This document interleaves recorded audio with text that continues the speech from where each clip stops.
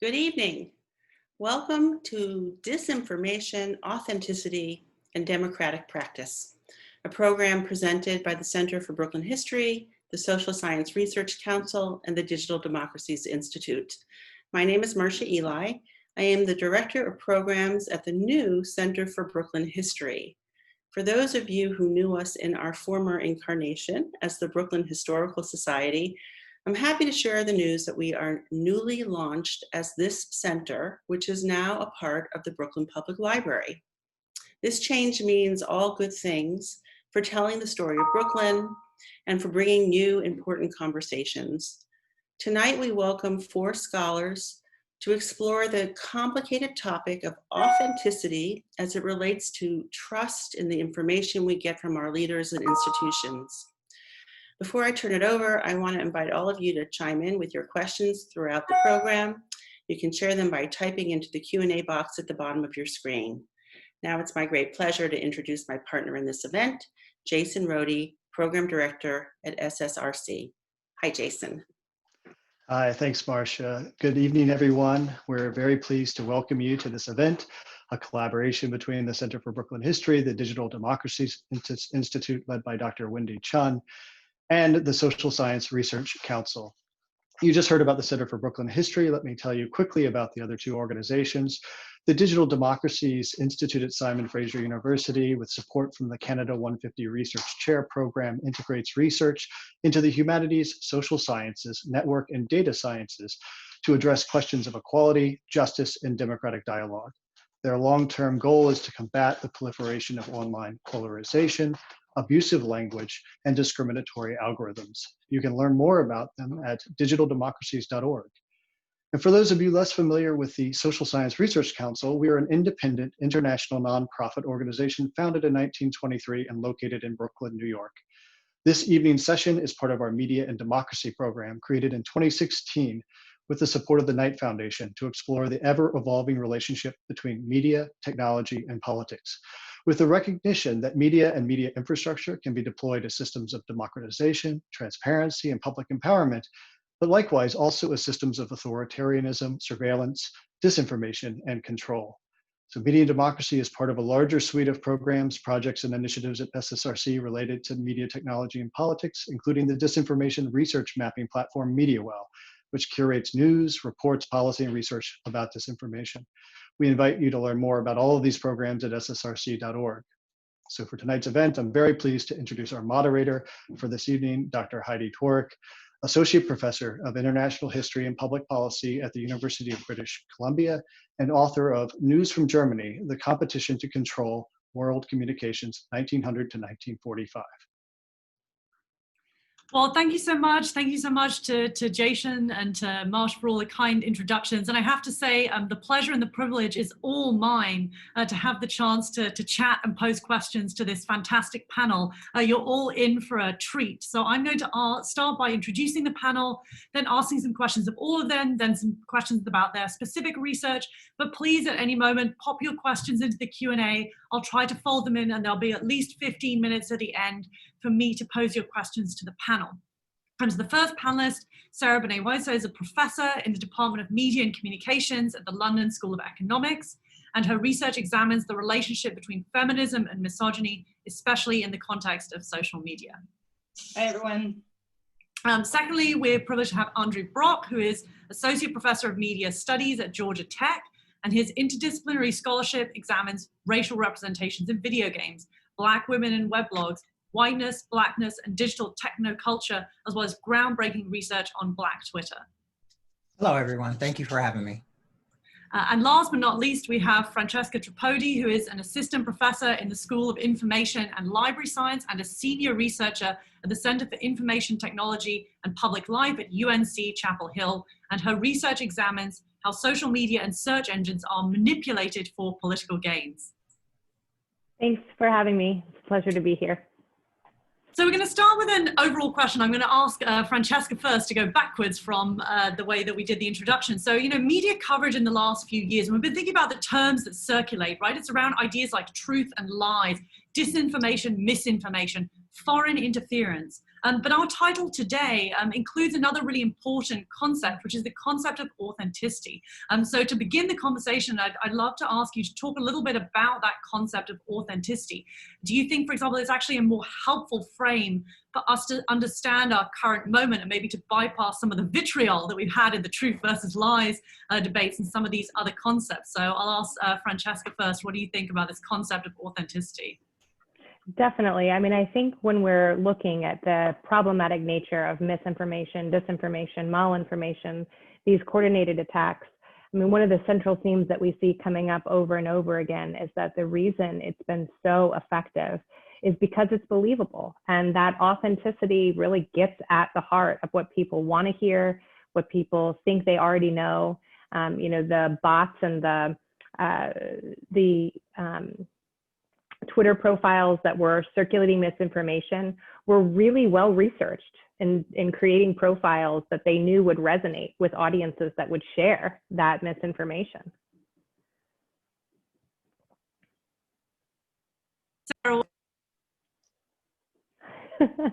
Sarah, on to you.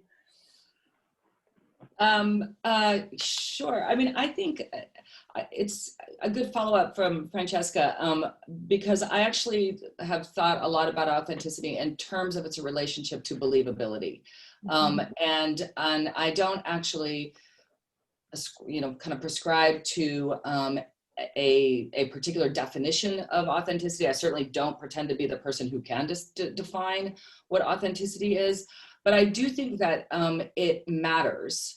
The concept of it matters, and the performance of authenticity matters. And it seems to me that in this moment of again, truth and lies, like you said, Heidi, and misinformation and believability, and who is believed and why are they believed, and what resources do they have in order to be believed. I think authenticity sort of both matters more and less in this particular moment. It matters more because you know, we're constantly, there's this kind of relentless cavalcade of misinformation and lies and disinformation and all the rest. So it matters if we can believe something, but it also matters less because we know all authenticity is a performance.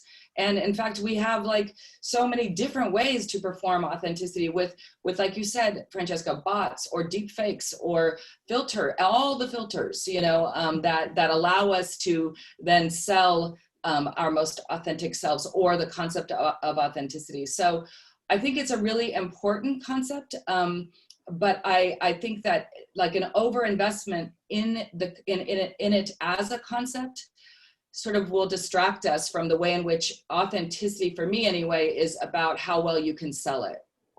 And I think this starts to get us already into this sort of interdisciplinary world, right? Where we're talking about not only how you create a bot, but now these concepts of performance, which may often come out of things like theater studies, but believability. So of course, now let me turn to Andre to think about this sort of interdisciplinary way of maybe approaching authenticity. So what do you think when you think about this as a concept? Is it fruitful in this moment? There's a couple of different ways I would like to approach it. The first is just from a cultural one. So for the Black community, the largest purveyors of conspiracy theories has been the white institutions and governmental entities that they've had to deal with on a regular basis. So I'm always intrigued at how we define conspiracy. Is it conspiracy for whom, conspiracy against whom? The other piece is, you know, many of us have been researching the internet and associated phenomena for a long time now, right? I think somebody told me I was doing it for 20 years at this point. And when we first started doing it, the internet was still a curiosity, right? But by say 2009, 2010, I started arguing that the internet is part of our communicative infrastructure. And infrastructure has an authenticity of its own, right? And so by providing a patina of relatability and reliability based on previous forms of authentic communication, like the newspaper, or even the way we frame a piece of paper in graphic design, the media that we study, the social media and digital media that we study also has a role to play in establishing what an authentic communication is. And for that, I would say, like, look at Facebook's promotion of the Daily Caller, right? Which is not a news organization as we would recognize it, but given the imprimatur of Facebook's prominence in news feeds and its positioning itself as a news organization, it has achieved a type of authenticity, even though it's spreading what I would clearly argue as conspiracy type stuff. They have achieved authenticity through the machine, right? As opposed to through necessarily what we would ascribe to them as an ethos of authenticity from our personal or communal collections. Yeah, and I think you speak to something obviously that speaks to me as a historian when you talk about the ways in which there's a sort of really deeply historical element to this authenticity, which also includes the kind of infrastructure. And you started to get at another question that I had, so I'm going to stick with you, Andre, and ask, so how do you think we measure this authenticity? I mean, you've already hinted to what is authentic matters deeply depending on what your own personal standpoint is, but can you think of ways that you've tried to sort of measure this concept of authenticity, and if so, how we could really get at it?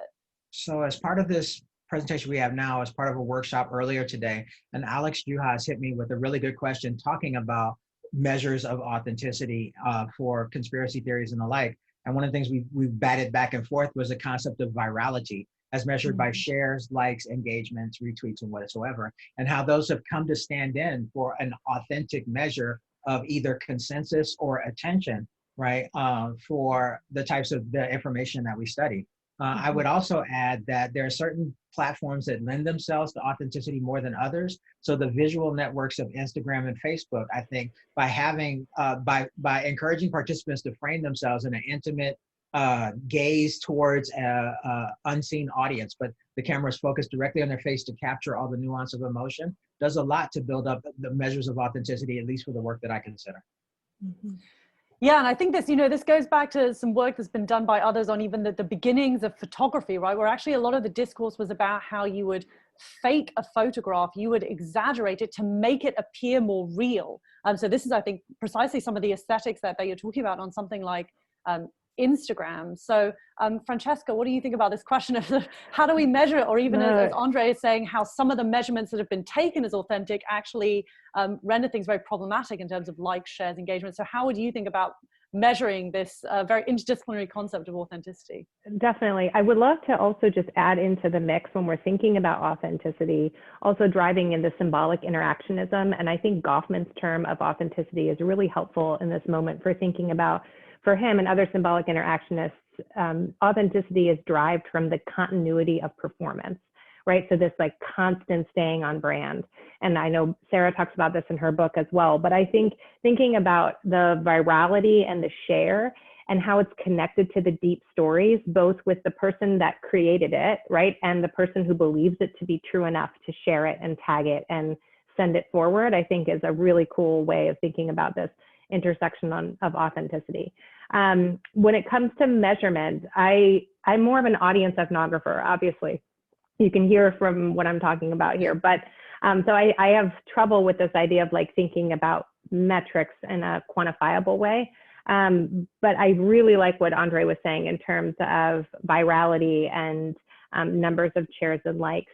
The other thing that I think is really interesting to look at, right, is why these are so successful, or like why these deep stories are resonating, right? So just today, the FBI came out saying Iran was behind this, conversation with the emails of the Proud Boys. And to me, the question that I think was not discussed is, well, why does this threat of the Proud Boys showing up at an election resonate? Why is it that this is believable? And I think these are the kinds of questions that we might miss if we think just exclusively at measurement specifically. Yeah, and can I just ask you to clarify, Francesca, one term that people might not be familiar with, which is that term you use, deep stories. Can you just give us a little sense of what exactly that means? Definitely. I mean, this is Arlie Hochschild's term when she was talking about the strangers in their own land. She thinks a lot about deep stories, but I think ethnographers in general, this is it. Also, you can think about it in terms of the thick description, right? So getting into the audience's perception of why things are believable or not. Understanding what is their rationale behind believing this, right? So this is the main focus I took when I was trying to figure out why do people, how do people come to find news that they trust? To me, this idea of like trust is deeply connected to authenticity. What do they believe to be, true? Can I just follow up on that, Heidi?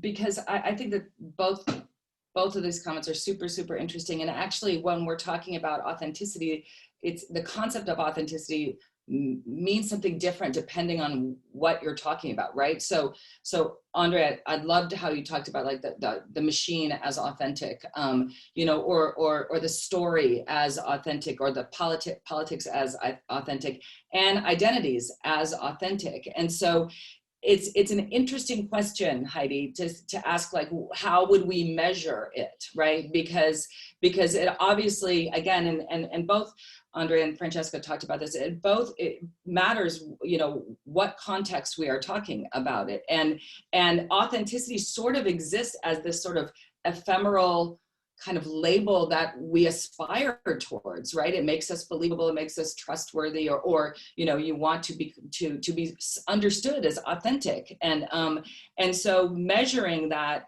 really, I think, matters. It's not something, I mean, I'm also like Andre and Francesca, I'm not someone who uses measurement as a way to kind of, you know, reveal something or to figure out what is the real and what is not real. But I think that with the concept of authenticity, it's even harder to even think about how you would measure it, because it varies so differently, and it's different histories and different communities, and where your kind of feet are planted in the world. And so it's one of those things that I think people always want to know, is this, you know, influencers, for example, on Instagram, they're told that the first thing that they're told is you have to be authentic. And here's how you can get there, right? So here are the steps that you need to take in order to be authentic, right? And that in itself should tell us something about how it is that we understand the concept of authenticity, and how difficult it is to even ask, you know, to think about measuring it. Yeah, and I think this leads us to a sort of very deep question, which is the question of power, right? So from whose perspective is something authentic? In other words, you know, who is allowed to be authentic and who is potentially condemned for it? And perhaps even more broadly, you know, how far do these ideas of authenticity reproduce particular hierarchies within society that may be misogynist or racist? And this also brings in a question that we had from the audience by Hassan, asking whether authenticity takes on different meanings in the real world versus digital landscapes. And maybe I'll ask Andre that first, because you already hinted to the ways in which the digital landscape doesn't reproduce hierarchies that we see in the offline world. So I've thrown a whole bunch of questions onto the table, but really the question here is, how far is the role of authenticity and its meaning different in the digital world versus the offline world? And how far does it change potentially hierarchies of power? You're on mute. I don't ascribe to the idea that we somehow live a dual existence between the digital and the offline. I was talking with a young scholar earlier this week, Legacy Russell, and in her manifesto, Glitch Feminism, she talks about AFK as an understanding of how we operate ourselves. And AFK is an older term, for some of us know, some of us don't, but away from computer, right? In a time when people used to use MUDs and MOOs, which I will not explain. But the idea of AFK is that the person that we bring to our computer environments. And I found this to be borne out across my research, where Black people are constantly reconstituting themselves regardless of the medium in a way that makes their Blackness legible to others, right? And so for me, that's a particularly important way to understand, because although whiteness has this interpretive flexibility that leads us to believe that white people's individuality is the characteristic that leads them to understand themselves as being unique online, in many ways we can understand whiteness as being omnipresent, just different manifestations according to communities of practice, which is an old term, or communities of art, which is another term, or even online communities and social media, right? All those things tend to manifest on a certain cultural perspective. So I bring that to the fore because I was recently confronted with a tweet by a journalist, Stedman Wesley, and he talks about the difficulties of getting on the street interview as a Black man, especially in this time of COVID. He said it was hard before COVID, because if you could imagine a random Black man walking up to you and sticking a microphone in your face, many people would shy away. He said, but COVID doesn't allow him to use the friendly smile that he would have used in order to approach people, right? He still can use what he calls the LinkedIn voice, which makes perfect sense to us code switchers, right? And the non-threatening posture, hands to his sides, you know, not leaning into people's faces, but it makes makes me think that that type of performance, enactment of authentic, safe Blackness, right, is something to be understood as could be done online as well as offline. It's simply a change in medium as opposed to a change in ourselves when we approach these different spaces. Yeah, I think that's a great point. Maybe, Sarah, I'll come to you and ask perhaps the same in the realm of things like misogyny, whether you also see the same, that there isn't really, any neat separation between online, offline, and how you see them intertwining actually around these questions.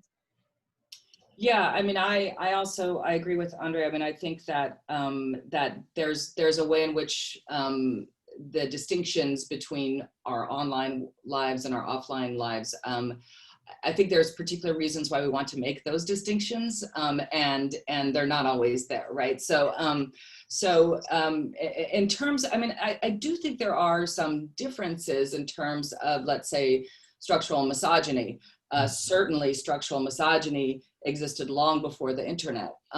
Certainly, the internet has allowed for a spread and a reach of structural misogyny that wasn't we weren't seeing in the kind of the breadth that we're seeing now. And so I do think that, but I certainly don't think that the internet is kind of foments misogyny in a way that outside of the internet doesn't, right? I think they feed on and intertwine with each other. So for example, I think that there's a way in which men's rights organizations or structural, kind of misogynistic organizations existed long before the internet, but then use the internet in particular ways to target and use anonymity as a way to kind of express misogynistic and racist attacks towards especially women on the internet, especially Black women on the internet, and who become the targets of this kind of trolling, this misogynistic trolling in ways that that is not different from racism, right? But it's something that happens at like a speed and a frequency, and I think one of the most worrisome things for me is that it becomes, kind of misogyny online becomes so frequent and so ubiquitous that we start to we can't respond to it all the time. I mean, it's traumatizing to respond to it all the time. And so that is an effect that I think is something that we really need to think about. And also in terms of authenticity, right? Where I think, to get back to the kind of question of authenticity, there's this way in which there's a discourse now, especially in the US, where it's like the authentic masculinity is tell it like it is, unfiltered, you can just be an asshole, but that's just like being, a real man, right? And so we see it in our politicians all the time, this idea of being unfiltered. For women, and this kind of goes to Andre's point too about this, the LinkedIn personality or the LinkedIn voice, although it's different obviously for white women than it is for Black women, but it is also, for women, being authentic is often about using filters, not being unfiltered, right? And so I do think that when we think about authenticity in terms of identities, we have to think about it in terms of a racial authenticity or a gendered authenticity. It's not the same concept, right? That applies or that we inhabit in the same ways.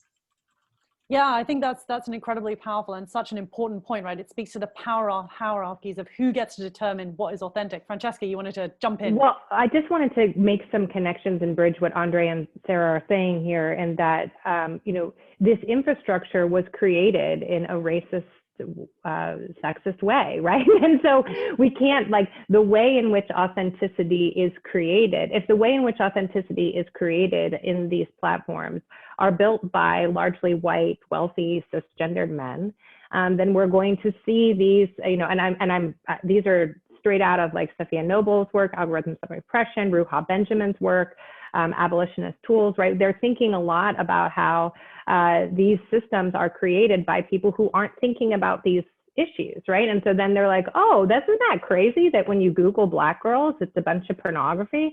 Oh, who knew, right? And so it's like thinking about how these, but exactly what Sarah and Andre were getting at, is if the contours by which you must create authenticity are created by those who are not you, then you must fold to what those are in order to project that authentic self. Can I just follow up really quickly that's exactly the issue with this documentary Social Dilemma, right? It's like all these guys are like, we didn't know that this, and then don't bother to cite Andre, or to cite Sophia Noble, or to cite Ruha Benjamin, the people who have been saying, this is how this is built, right? This is not built out of nowhere. And so I think that it's really important to think about like Andre, like you do in your work, to think about the kind of ways in which the internet is built around racism and misogyny, among other things. And so that it's not a surprise, like Francesca says, that this is one of its results. I see you kind of nodding / frowning, Andre. So I want to ask you a little bit about your most recent book, which actually looks into African-American cyberculture, really centering Blackness, right? To sort of contrast to this Social Dilemma universe, your book is really centering Blackness within internet culture and using interdisciplinary methods to explore how race and ethnicity really intertwine with and frankly shape American digital culture on a whole wide range of platforms. So I wonder if you could tell us a bit about how writing that book changed your perspectives on the role of digital culture in democratic participation, to bring in that other element of the title here, democracy. It didn't really change much. What it did was allow me space to theorize Black internet use, Black digital use from a Black perspective, which is not something that you often see in the literature these days. I was having a conversation with Jeff Jarvis online, and he pointed out that in many texts prefer to position minoritized communities as wanting to be heard by the public sphere, or in a mode of resistance to the oppressions levied upon them. And while those things matter to me, and I talk about them in the book, what I was much more interested in was talking about how Blackness views itself mediated through information technologies. So one thing that falls in line with what we're talking about here tonight is a concept of Black respectability, right? Which was a movement that was mounted in order to make Black folks seem modern enough to be allowed to speak to the public sphere, to gain the franchise, to have economic parity and the like, right? And the ways that those people who mounted those initiatives spoke from a position of moral authority. They were church leaders, they were educational leaders, they were politicians, right? And for a time, that worked, right? In part because they could also take advantage of longstanding structures of broadcast, television and radio, right? But social media has really kind of undercut that particular authenticity and authority, where they can no longer claim to be the true authentic Black man because people can come behind them on the same level thanks to social media and do a truly democratic thing, which was speak to power on its own terms, right? And so I find maybe that's not what I sought to do when I wrote the book, but it's one of the findings that particularly fascinated me, to understand that social media has a leveling effect, which is not democratic. It's more like Graham Turner's demotic thing, where it's the appearance of democracy, but it's not. It's more the appearance and the commodification of it than it is actual democracy itself. But it's enough for communities to build substantial engagement with themselves to hash out things that are of importance to them. Yeah, and I think I love that distinction between democracy and demotic, which I think brings us back to Francesca's point about the way in which these tools were built, right? That they're not built with those things in mind. So it gives us a way to sort of tease that apart, rather than just thinking they're pro-democracy or pro-X. We can actually see many other ways that these tools have evolved. And you were talking about hashes. So I wanted to ask Sarah about her work, for example, on Twitter hashtags like, hashtag masculinity so fragile, which have really sort of emphasized how far misogyny is naturalized, how far it's long-standing, and how it's sort of translated in particular ways online. So you're sort of pointing in many ways to its entrenched nature. And you talked a little bit about this already, but I wanted to delve in a little bit more into how you think the online environment really has changed or not changed misogyny and racialized misogyny. Can you pick out, are there specific differences? Has it accelerated what existed before? In other words, how far does looking at these types of hashtags change your perspective on things like misogyny that you'd obviously studied for a very long time? Yeah, I mean, I think it's actually the hashtag masculinity so fragile is actually a really, really important example of this, right? Because it began as a very different thing than what it became, right? It began as something that was specifically about Black masculine politics, and it was you know, a way in which it was kind of a mobilizing factor that immediately got taken up by other people who then used it as a way to talk, you know, to mock, you know, kind of the fragility of masculinity and everything else. It's not that that was such a wrong thing to do, but it was different than the origin of the hashtag. And so I think when we're talking about authenticity and hashtags, hashtag, and Sarah Jackson has been, you know, really, really wonderful on this, on what it means to have hashtag activism. But if you think about misinformation and misogyny, and other people have written about this, Joan Donovan talked about this in the New York Times earlier or last year. There was a movement by misogynist and racist trolls to kind of embody or perform as Black women on Twitter, right? And so they started a movement that was hashtag End Father's Day, right? And they posed as Black feminists and as Black women in order to, you know, kind of mobilize differences between white feminists and Black feminists, and to also demonize Black feminists. So you know, Black feminists understood this long before, and you know, other people were saying, oh, you know, these Twitter hashtags, they could be from bots, you know, I mean, so created hashtag your slip is showing as a way to say, we understand what you're doing, right? You know, you're posing as authentic, it is a performance.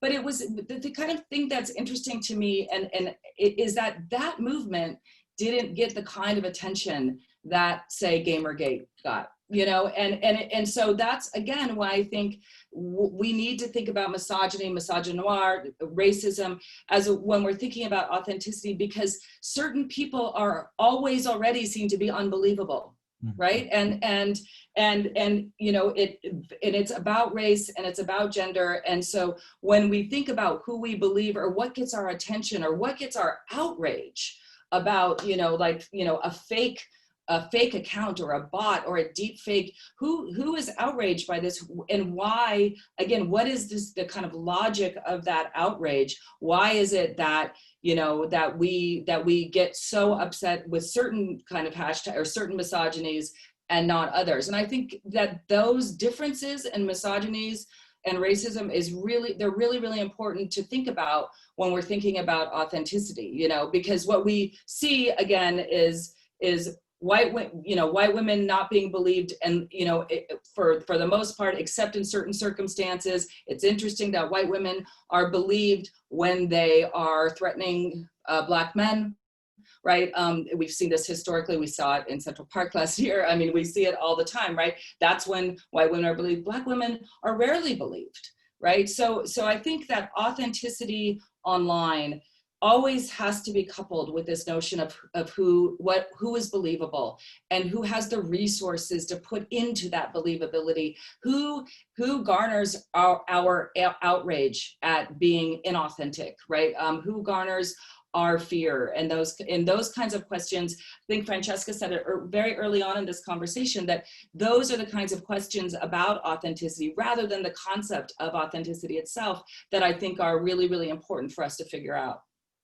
Yeah, and as the head of the Digital Democracy Institute, Wendy Chun, put it earlier, right, authenticity is always relational. And so we just can't think about it unless we put into play gender, race, and perhaps also other types of power, like platform power, corporate power, and so on and so forth. So, you know, one thing that we often talk about in this sphere is media manipulation, which I know Francesca has worked a lot on. So I wonder if you can, we've already had some really sort of specific and granular, really helpful examples to help us grasp what's otherwise sort of big concepts. So can you give us some specific examples of how you see media manipulation playing into what we've been talking about, how authenticity, for example, intertwines with or operates with things like disinformation?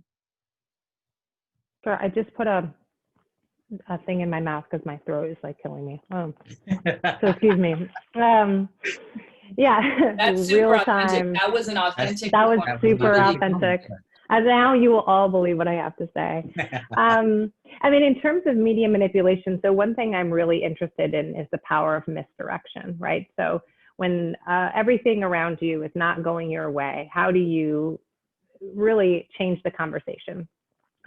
Something I look a lot at in my research is the power of the right-wing media ecosystem to create keywords around what they define as very authentic ideas or very important news stories that are otherwise not being discussed at all. And we're seeing this happen right now surrounding Hunter Biden, right? And this emails and these, or the email scandal that last year.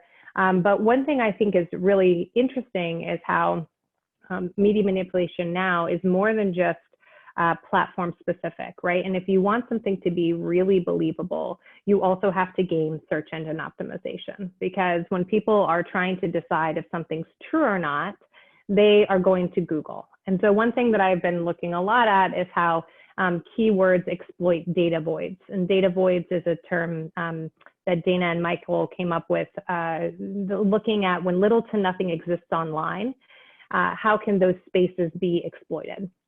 And so a small story, right? During the impeachment hearings, there was a lot of conversation by Republican senators when they came up during the impeachment hearings, and they spoke a lot about Nellie Ohr. And I think Nellie Ohr is one of these really interesting connections to authenticity, because when you Google her name, it exists in an ideological vacuum, right? The only stories that exist about her are published within the right-wing media ecosystem. And so what's fascinating to me about these examples is if someone's telling you, hey, go look it up for yourself, right? Don't just believe me, go look it up on your own. The ability for people to come off of different platforms and then Google for more information and find more information to fill these voids, I think is a really powerful tool that we're seeing happening right now as it relates to democracy specifically. Because when you're looking at who should I vote for, how should I figure out these information? You know, in the study that I did, I interviewed thousands of people coming out of their voting, after voting in the primary election. And I just asked very simply, you know, how did you find out who you wanted to vote for? And number one answer is Google. And what was fascinating is like, well, what does that mean, Google? And it was just literally, oh, I put it into Google and then I get the information back. Yeah. And so this like very, yeah, this very, so what's fascinating, so what I think is really interesting to me is like, how can you make something seem authentic beyond just what you're seeing in your social media? Because we're hearing now, you know, don't trust what you're seeing on social media, make sure you're fact checking it. But for most people, this fact checking process is quite frankly Google. And so what comes back when you Google, and what is the second layer of media manipulation? And how does this tie to like making the story come full circle? Yeah, so we're going to start moving into audience questions okay. now, because we have lots of them. So Francesca, I'm going to stick with you actually, because there's one question from Alexandra Uhatch, which is asking about what is the relationship between deep stories and virality, which relies on superficiality, speed, and mass interest. So how do those two things intertwine? That's a really big question. Yeah. Yeah, and I've been like super sick for the last few days, so hopefully I'm making sense here since this is being recorded. I think one of the best studies looking at network mapping as it relates to authenticity is network propaganda. And so I think if you're wanting to look at how misinformation surfaces online and the ways that network maps help you figure out how retweets ping and go throughout these different networks, I would definitely look towards network propaganda. But I would say the relationship between deep stories and virality, that's a fascinating research question. I don't actually think someone's looked into that specifically. I might steal that actually. But I would say that in terms of, that might actually be better answered by one of our other panelists, to be quite honest. Andre or Sarah, do you want to take a stab at that one? Kind of. Yeah, go ahead, Sarah. No, go ahead. I will not be the mansplainer on this panel. You go right ahead. I would never accuse you of that. It is a good question, Alex. I think that I guess the question is what is the relationship between deep stories and virality? Do deep stories have to go viral? Right? Is that what we're talking about here? And so what Francesca, what you just said about, like, you put it into Google, right? You put it out there, it goes viral, and it does rely on superficiality. It does rely on speed. It relies on circulation. It relies on retweets and likes and all the rest. And it there's a way in which there's, the superficiality, confronts the deep story, right? It's not that you can't get a deep story online, right? But it does take, I think, a sort of you have to do much more archival work. It's not, so I would say that deep stories don't go viral. I would say that deep stories offer us really important information, and parts of deep stories can go viral. But if it's a really deep story, that there's going to be different elements to it that we have to put together through information, through reading, through exploration, and those are all things that virality, I think, refuses. So I wanted to push back on the concept of virality as a bad thing. And Alex and I had part of this conversation earlier, but I also think virality speaks to an element of what I've been, of a theory I've been using in my work called libidinal economy. And that is certain things inflame, excite, arouse us beyond the boundaries of cognition and rationality. And I say this because when I first started researching Blackness and whiteness online, many folks said in response to the ways that racism would suddenly crop up in Facebook threaded comments on newspapers, that those are the uneducated among us. Those are the ones who don't read, don't care, have multiple kids and the like. And what it turned out, it was the dentist, the podiatrist, the computer scientists and the like that were doing those things. And so what explains someone who is ostensibly educated allegiance or interest in promoting something which is stereotypical and racist? And libidinal economy helps me to understand that there is something that people connect to in effectively, although I hate to use that word, but libidinally specifically, that encourages them to share information and lead it to becoming a viral spread. So when I look at things which go viral, right, I'm often intrigued as to which communities I can ascribe them to, or which seem to have leaped past the origin in one community and become even larger, right? And so one of my guiding points for that is a sentence from an article that I love, Ron Judy's on nigga authenticity. And he says, knowledge gives significance to experience.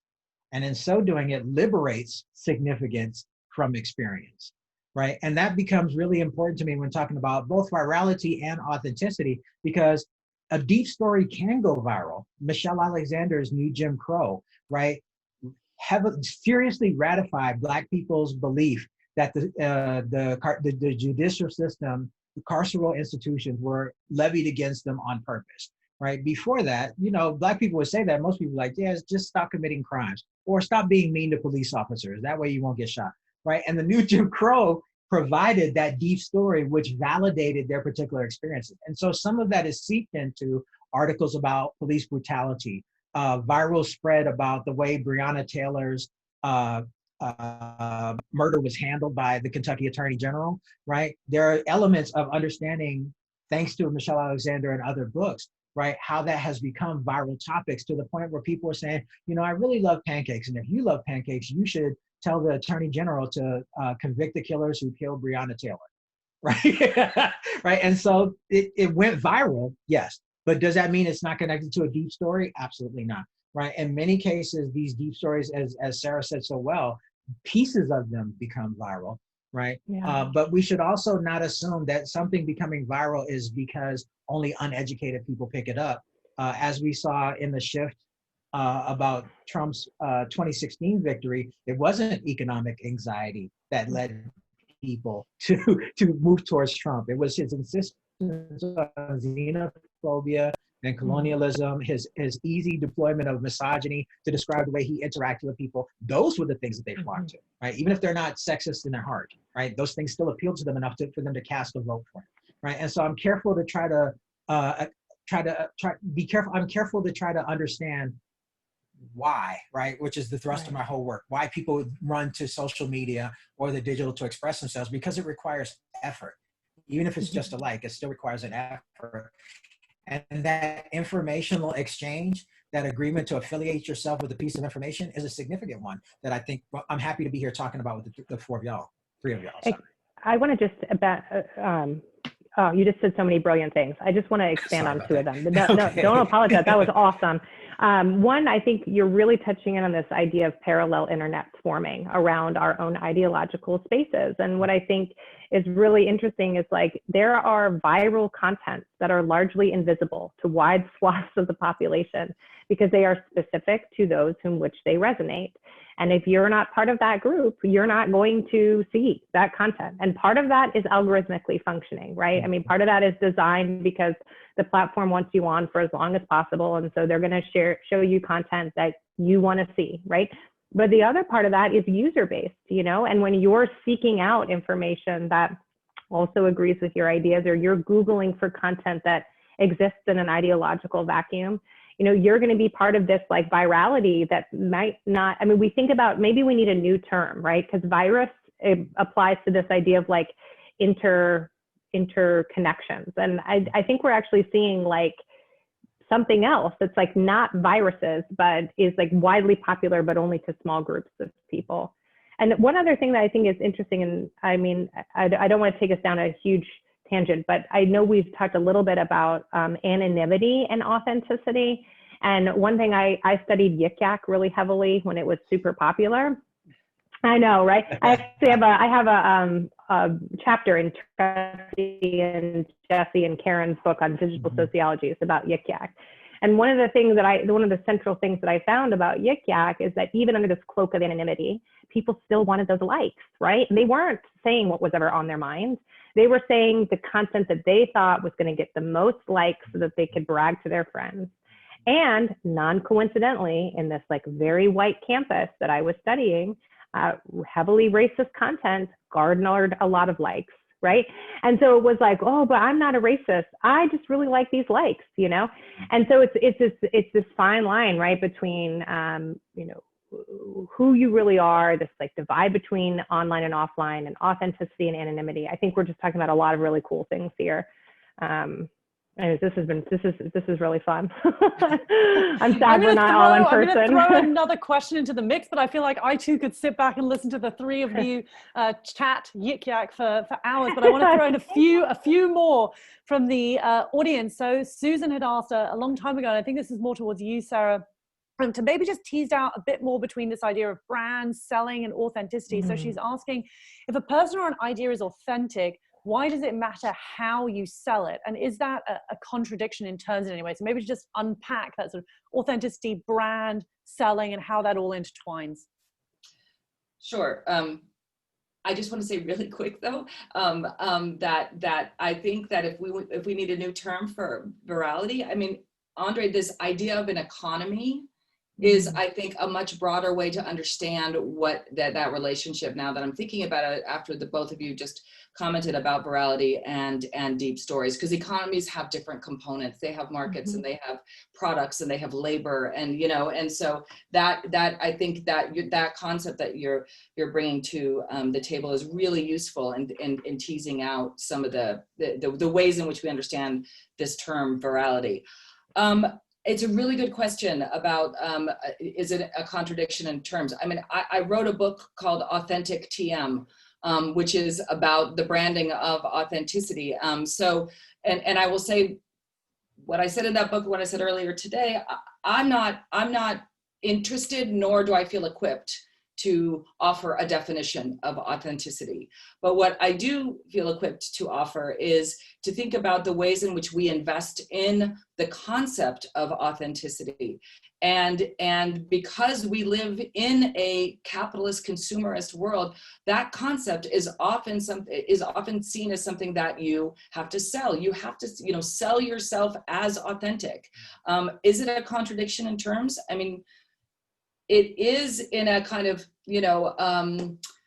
I guess in a sort of abstract sense. Is it a contradiction in terms of the way that we live our lives in the material world? Not so much, right? Because Francesca brought up Goffman earlier. I mean, that's what he was talking about, is that how it is that we perform authenticity. And so maybe performance might, be a bit easier than selling. I mean, I also think that we the performances of authenticity are often about how well we can persuade and sell ourselves as authentic to other people, to constituencies, to communities, to politics. And so it does seem like a contradiction in terms, but the way in which I think many of us experience authenticity in a mediated world is that it is a performance. It is, it is something that we contrive. And so that's what I meant by selling it.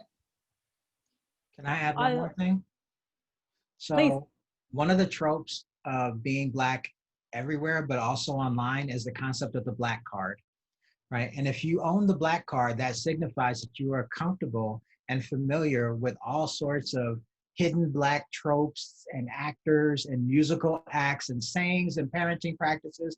They are evidence of whether or not you have the Black card, right? And so this idea, and I love bringing Goffman into this idea that you can display your Black card, but you will get called on it if you display it incorrectly, right? So this idea that authenticity is absolutely a relational thing, right? One of the reasons why I bring this up is, and I love the idea of whether or not a commodified being can be authentic, right? And I think it again goes back to that libidinal economy, that our willingness to invest some desire that we have for identification, affiliation, hate, right? Because hate watching is totally a thing, right? And how we invest that desire into building the presence of somebody who is commodifying themselves, the influencers, right? And I think it's really important to understand it from that perspective, is that we build authenticity for others, right? It's never building, we can't rely on ourselves to build it. I think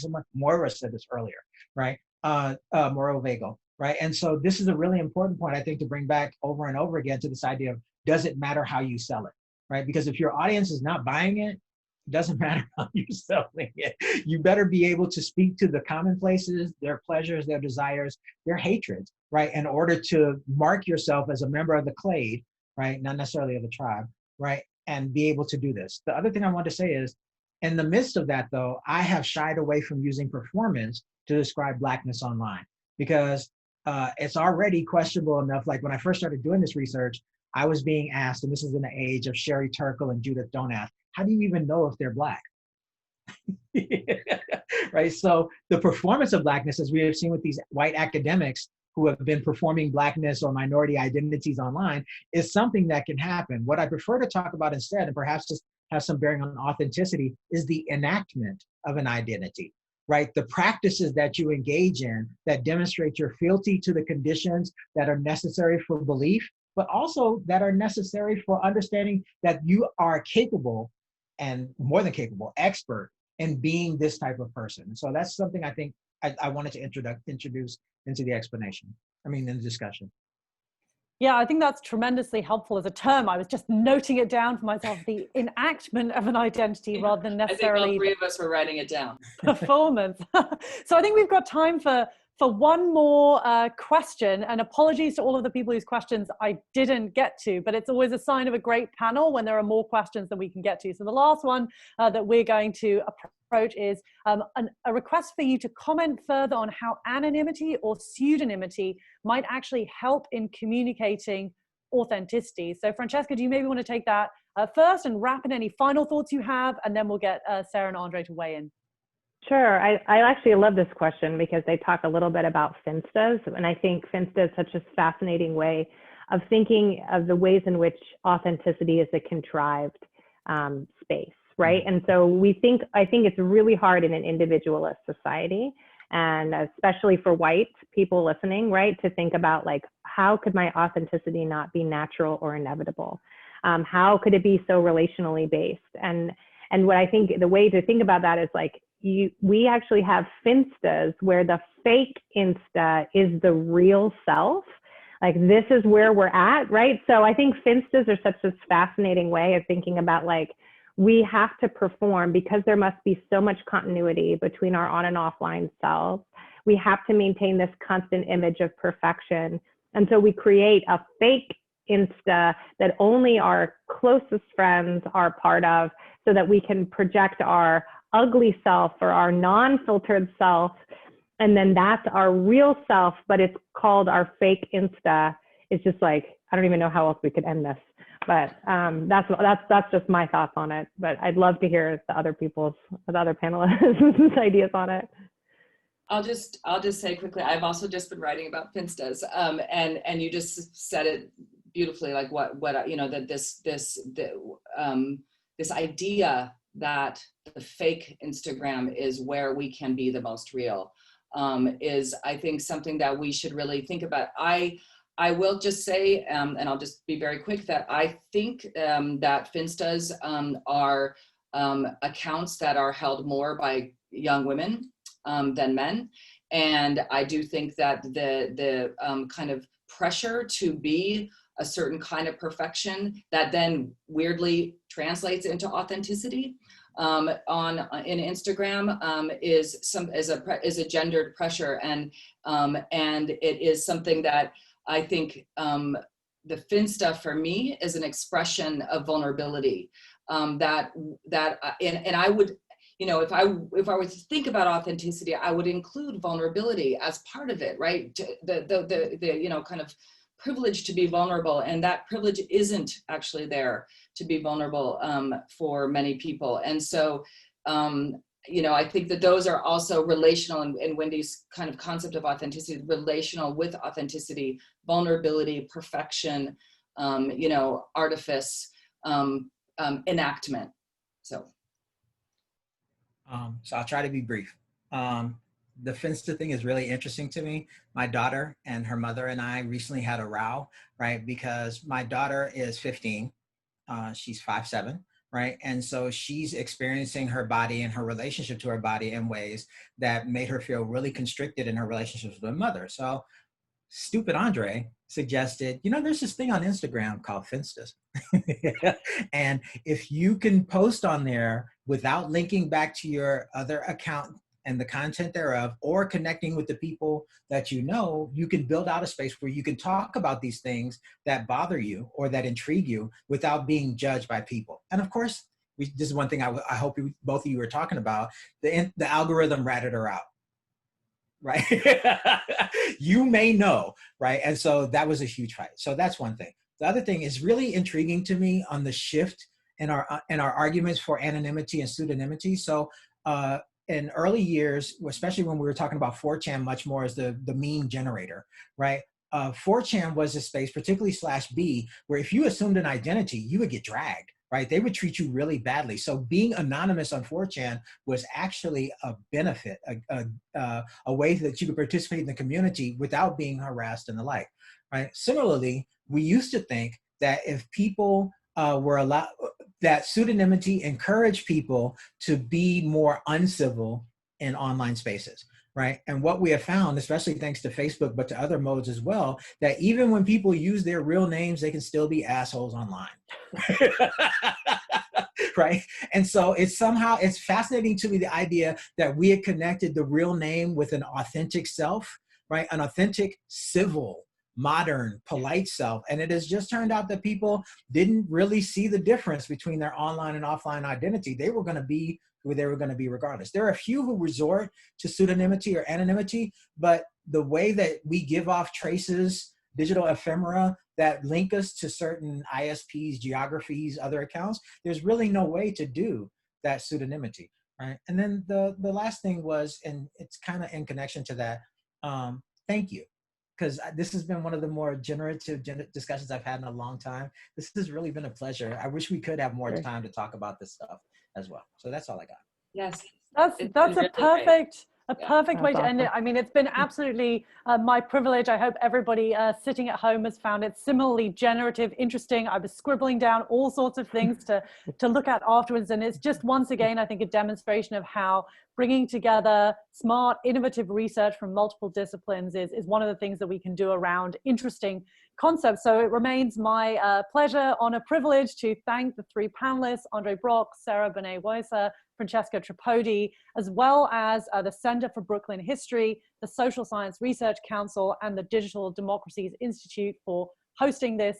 Thank you for giving us our time. Thank you to the audience for spending an hour with us. I hope you all have wonderful evenings, and that we will be able to host such a discussion in person at some time as well. Thank you all very much. Wait, Heidi. Bye. Thank you. Thank you for moderating us. We really appreciate the work you put in for this. Yes. Thanks for the great questions.